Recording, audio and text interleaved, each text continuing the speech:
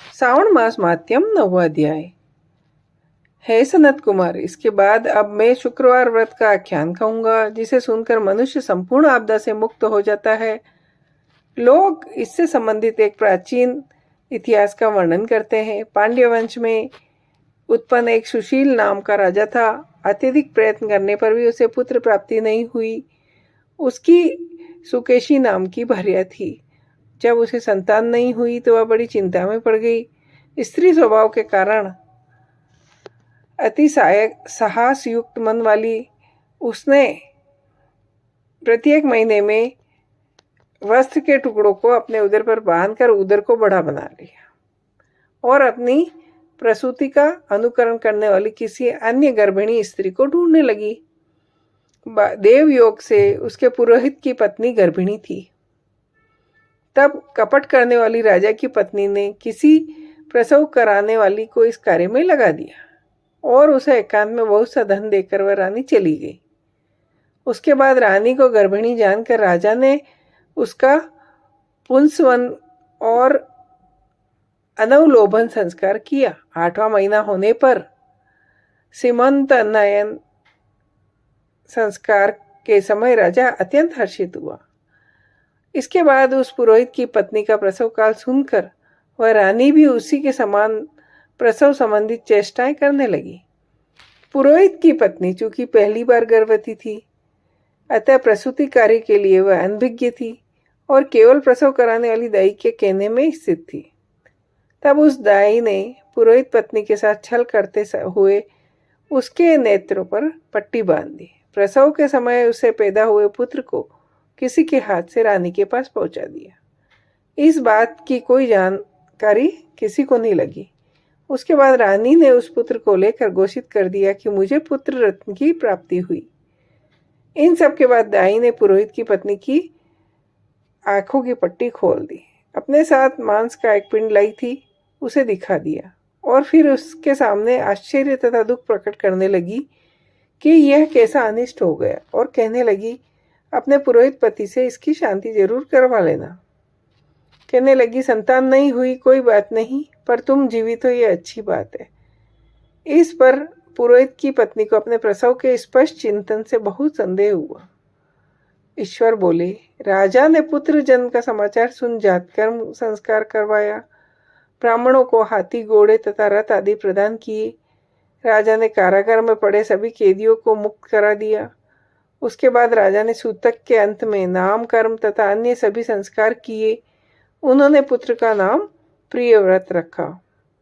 हे सनत कुमार, श्रावण मास के आने पर पुरोहित की पत्नी ने शुक्रवार के दिन भक्तिपूर्वक देवी जीवंतिका का पूजन किया। दीवार पर अनेक बालकों सहित देवी जीवंतिका की मूर्ति लिखकर पुष्प तथा माला से उनकी पूजा करके गोधूम की पीठी से बनाए 5 दीपक उनके सम्मुख जलाए। स्वयं भी गोधूम का चूर्ण भक्षण किया और उनकी मूर्ति पर चावल फेंका और कहा, हे जीवंतिक, हे करुण वे, जहां भी मेरा पुत्र विद्यमान हो उसकी रक्षा करना। यह प्रार्थना करके उसने कथा सुनकर यथाविधि नमस्कार किया। जब जीवंतिका की कृपा से वह बालक दीर्घायु हो गया और वे देवी उसकी माता की श्रद्धा भक्ति के कारण दिन रात बालक की रक्षा करने लगी। इस प्रकार कुछ समय बीतने पर राजा की मृत्यु हो गई। तब पितृभक्त उनके पुत्र ने पारलौकिक क्रिया संपन्न की। इसके बाद मंत्रियों तथा पुरोहितों ने प्रियव्रत को राज्य पर अभिषिक्त किया। तब कुछ वर्षों तक प्रजा का पालन करके वह राजभोग कर वह पितरों के ऋण से मुक्ति के लिए गया जाने की तैयारी करने लगा। राज्य का भार वृद्ध मंत्रियों तथा भक्तिपूर्वक सौंप कर स्वयं के राजा होने का भाव त्याग कर उसने कार्तिक का वेश धारण किया और गया के लिए प्रस्थान किया। मार्ग में किसी नगर में किसी गृहस्थ के घर में निवास किया। उस समय उस गृहस्थ की पत्नी को प्रसव हुआ। इससे पहले षष्ठी देवी ने उसके 5 पुत्रों को उत्पन्न होने के 5वें दिन मार दिया था। यह राजा भी उस समय 5वें दिन ही वहां गया। रात में राजा के सो जाने पर उस बच्चे को ले जाने के लिए षष्ठी देवी आई। जीवंतिका देवी ने उस षष्ठी देवी को यह कहकर रोका कि राजा को लांग कर मत जाओ। तब जीवंतिका के रोकने पर वह षष्ठी जैसे आई थी वह वैसे ही चली गई। इस प्रकार उस गृह स्वामी ने उस बालक को 5वें दिन जीवित रूप में प्राप्त किया। ये लोग इतने प्रभाव वाले हैं, यह देखकर गृहस्थ ने राजा से प्रार्थना की, हे राजन, आपका निवास आज के दिन मेरे घर में हो। हे प्रभु, आपकी कृपा से मेरा यह छठा पुत्र जीवित रह गया है। उसके इस प्रकार प्रार्थना करने पर करुणानिधि उस राजा ने कहा कि मुझे तो गया जाना है। तब राजा गया के लिए प्रस्थान कर गए। वह पिंडदान करते समय विष्णुपद वेदी पर कुछ अद्भुत घटना हुई। उस पिंड को ग्रहण करने के लिए 2 हाथ निकल कर आए। तब महान विस्मय युक्त राजा संशय में पड़ गए और पुनः पिंडदान करने वाले ब्राह्मण के कहने पर उन्होंने विष्णुपद पर पिंड रख दिया। इसके बाद उन्होंने किसी ज्ञानी तथा सत्यवादी ब्राह्मण से इस विषय में पूछा। उस ब्राह्मण ने उनसे कहा कि ये दोनों हाथ आपके पितर के थे, इसमें संदेह हो तो घर जाकर माँ से पूछ लेना, वह बता देगी। तब राजा बहुत चिंतित और दुखी हुए और मन में अनेक बातें सोचने लगे। वे यात्रा करके पुनः वहां गए जहां वह बालक जीवित हुआ था। उस समय भी उस स्त्री को पुत्र उत्पन्न हुआ और उसका 5वां दिन था। वह जो दूसरा पुत्र हुआ उसे लेने रात में फिर वही षष्ठी देवी आई। तब जीवंतिका के दोबारा रोके जाने पर उस षष्ठी देवी ने उनसे कहा, इसका ऐसा क्या कृत्य है, या क्या इसकी माता तुम्हारा व्रत करती है जो तुम दिन रात इसकी रक्षा करती हो?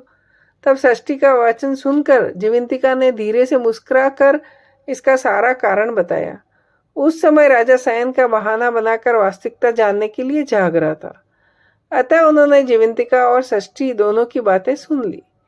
जीवंतिका ने कहा, हे षष्ठी, श्रावण मास में शुक्रवार को इसकी माता मेरे पूजन में रत रहती है और व्रत के संपूर्ण नियम का पालन करती है। वह सब मैं आपको बताती हूँ। वह हरे रंग का वस्त्र, कंचुकी नहीं पहनती, हाथ में उस रंग की चूड़ी भी नहीं धारण करती, चावल के धोने के जल को कभी नहीं लांघती, हरे पत्ते के मंडप के नीचे नहीं जाती, हरे वर्ण का होने के कारण कोई शाक नहीं खाती। वह सब मेरी प्रसन्नता के लिए करती है। मैं उसके पुत्र को किसी को मरने नहीं दूंगी। यह सुनकर राजा प्रियव्रत अपने नगर को चले गए। उनके देश के सभी नागरिक स्वागत के लिए आए। तब राजा ने अपनी माँ से पूछा, हे माँ, क्या तुम जीवंतिका देवी का व्रत करती हो? इस पर उसने कहा, मैं तो इस व्रत को जानती भी नहीं। उसके बाद राजा ने गया यात्रा का समुचित फल प्राप्त करने के लिए ब्राह्मणों तथा सुवासिनी स्त्रियों को भोजन कराने की इच्छा से निमंत्रित किया और व्रत की परीक्षा लेने के लिए सुवासिनों को वस्त्र, कंचुकी और कंकण भेजकर कहलाए कि आप सभी को भोजन के लिए राजभवन में आना है। तब पुरोहित की पत्नी ने दूत से कहा, मैं हरे रंग की कोई भी वस्तु ग्रहण नहीं करती हूँ। राजा के पास आकर दूत ने उसकी द्वारा कही गई बात राजा को बता दी। राजा ने उसके लिए सभी रक्तवर्ण के शुभ परिधान भेजे। वह सब धारण करके पुरोहित की पत्नी भी राजमहल में आई। राजभवन के पूर्वी द्वार पर चावल के धोने का जल पड़ा देख, वहां हरे रंग का मंडप देख वह दूसरे द्वार से गई। तब राजा ने पुरोहित की पत्नी को प्रणाम करके इस नियम का संपूर्ण कारण पूछा। इस पर उसने बताया, शुक्रवार का व्रत करती है। उस प्रिय व्रत को देखकर उसके दोनों स्तनों में बहुत दूध निकलने लगा। दोनों वक्ष स्थलों से राजा को दुख की धाराओं से पूर्ण रूप से सिंचित कर दिया। तब गया में विष्णुपदी पर निकले दोनों हाथ, जीवंतिका तथा षष्ठी दोनों देवियों की वार्तालाप तथा पुरोहित की पत्नी के स्तनों से दूध निकलने के द्वारा राजा को विश्वास हो गया कि मैं इसका पुत्र हूँ। उसके बाद पालन पोषण करने वाली माता के पास जाकर विनय पूर्वक उन्होंने कहा, हे माँ, डरो मत, मेरे जन्म का वृतांत सत्य सत्य बता दो। यह सुनकर सुंदर केशों वाली रानी ने सब कुछ सच सच बता दिया। तब प्रसन्न होकर उन्होंने जन्म देने वाले अपने माता पिता को नमस्कार किया और संपत्ति से वृद्धि को प्राप्त कराया। वे दोनों भी परम आनंदित हुए। एक दिन राजा प्रियव्रत ने रात में देवी जीवंतिका से प्रार्थना की, हे जीवंतिका, मेरे पिता तो ये है, फिर गया में दोनों हाथ कैसे निकल आए? तब देवी ने स्वप्न में आकर संशय का नाश करने वाला वाक्य कहा, हे प्रियव्रत, मैंने तुम्हें विश्वास दिलाने के लिए यह माया की थी, इसमें संदेह नहीं है। हे सनत कुमार, यह सब मैंने आपको बता दिया। श्रावण मास में शुक्रवार के दिन इस व्रत का अनुष्ठान करके मनुष्य सभी मनोरथों को प्राप्त कर लेता है। इस प्रकार श्री स्कंद पुराण के अंतर्गत ईश्वर सनत कुमार संवाद में श्रावण मास माध्यम में शुक्रवार जयंती का व्रत कथन नामक 9वां अध्याय पूरा हुआ। जय हो।